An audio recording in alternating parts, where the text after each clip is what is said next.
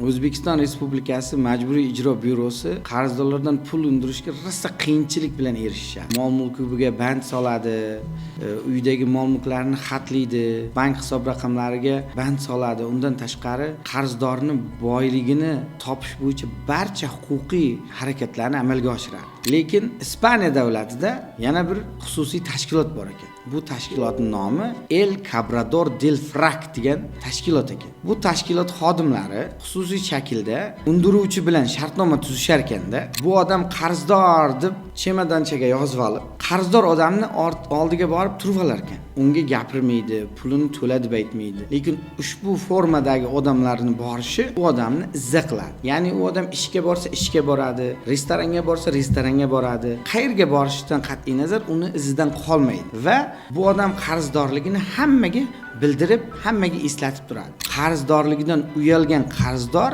oxir oqibat ham El Cobrador del Frac xodimlarining xarajatlarini, ham asosiy qarzni to'lashar ekan. Nima deb o'ylaysiz? Bizning O'zbekistonda ham shunday tashkilotlar ochsa, odamlar uyalganidan davlat oldidagi yoki fuqarolar oldidagi qarzini berarmikin? Fikrlaringizni kommentariyada yozib ketasiz.